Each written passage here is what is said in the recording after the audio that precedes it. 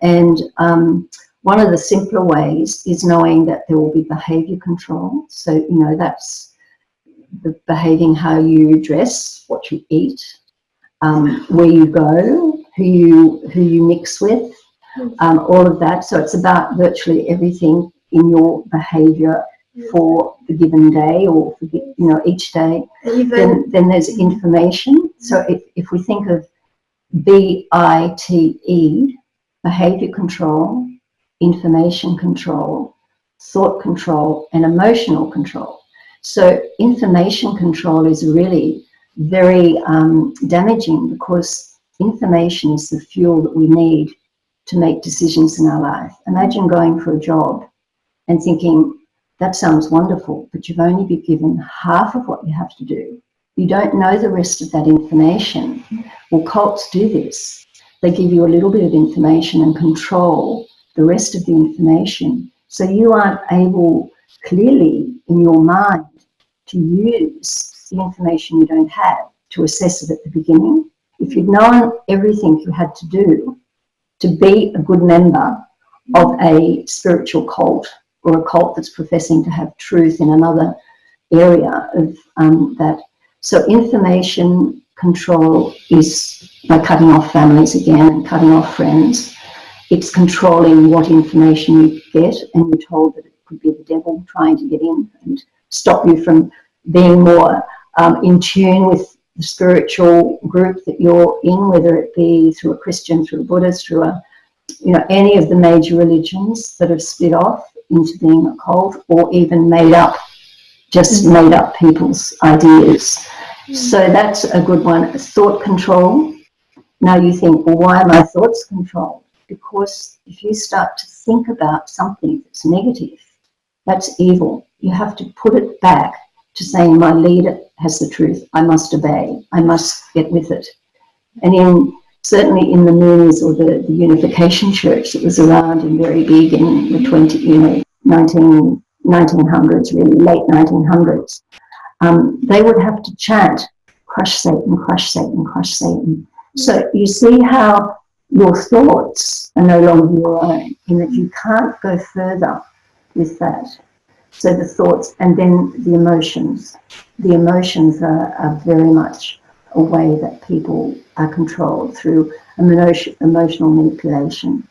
And we don't know about that. No. We don't have lessons at school. We don't have lessons in society to say that, you know, there are a lot of con artists that, you know, put up lots of things that just normal people go into thinking it's going to help them financially, you know, perhaps with their retirement or whatever. And we know that we have to be aware of asking the questions. But think of behaviour control, information control, thought control, and emotional control. That is the whole of you for the duration that you're under that belief and can't question it.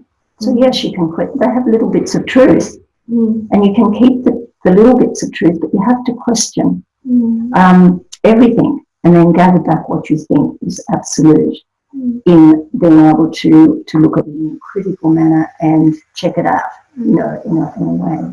Yeah, because what I found is they might give you 90% truth, make you believe, and then that's the way the 10% or a certain percentage where all this manipulation started without you knowing it. It's very subtle, because these people, they are very good with manipulating all this information, everything. So it's really for normal people, don't have any question, not thinking much, really won't be noticed. It's not really noticed. And it's a protective mechanism too. You're going along with it, because if you're the only one, then you are, you know, seen as just being absolutely out there without any understanding at all of what you should be doing.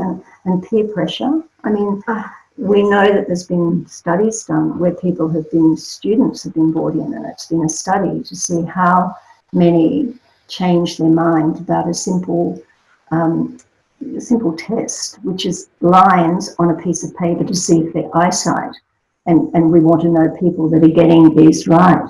And in the end, the peer pressure, there's one person that is the one that's being 14 without knowing what the test is really about. All the others know that they have to give, after a while they give the wrong question to which line is the longest in height, so with all different heights. And by the end of the test, more than probably, I think it was about 60% went along with what all the other students were saying.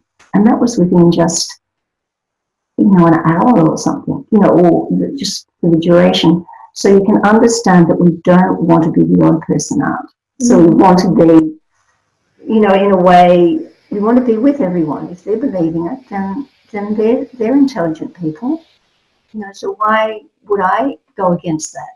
So that's another thing I think we have to, just be aware that we have control, that we have the ability to question. Yeah. And also sometimes you trust your intuition because you feel something not right, and you can always talk to someone.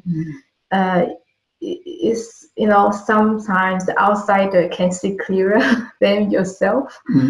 So it's same as like my husband had been reminding me from the very beginning, but I still I wasn't. I said, you don't understand, but who is the one didn't understand? Now we know.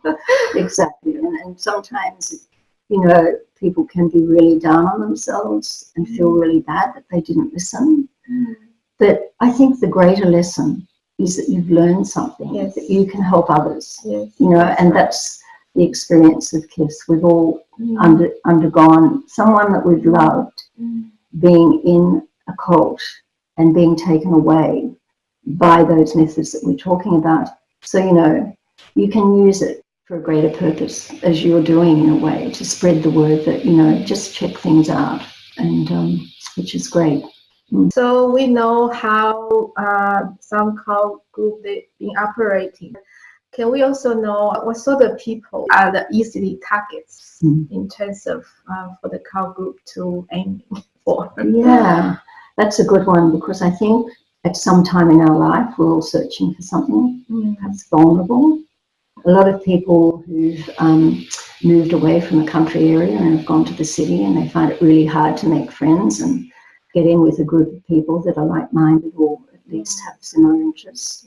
There's people that travel, and that in the United States was a very big way. A lot of Australians were getting into the Unification Church and some other cults that were attracting young people. Lots of spiritual groups that started up also. So I think it's vulnerability. I think at the time, if you've got a really happy life that you're quite fulfilled with, and nothing going on, perhaps, through bereavement as well, through people who've lost loved ones, they're at a loss, they're at a bad time in their life. That's where cults try to recruit those vulnerable people. So that's one big area. And I think that, overall, if we knew at the beginning that there was deception, but we don't. No. So that's an area as well. But certainly they tend to want people who've either got jobs, so they've got money. They don't always, once upon a time it was like you lived in a commune, or you joined a group like the Hare Krishnas, and you sort of virtually dedicated your life to totally living together in a group sort of situation. Now there are professional people, that go off to work, they earn a good living. But even if someone's on Centrelink, that's okay too, because they know that they can get you to work for, giving what what you can out of your Centrelink. So they're often poor while the leader gets rich, because they will still demand something for the spiritual help you're getting through them. So, there's all of these things about how people, get targeted. And I say that because, as Joy said, you don't join a cult, which is a word that we can describe, or a group. Let's say you don't join a group because it looks like it's going to do all these things to you. It looks very, acceptable. So that's an important area to understand too. If you get, sort of someone that's tending to sort of be just too loving, too much pulling you into that area of, yes, you know, just come and do this personality test. That would be great. And that's another way we know one of the big groups, such as Scientology, operate by getting people first in the door.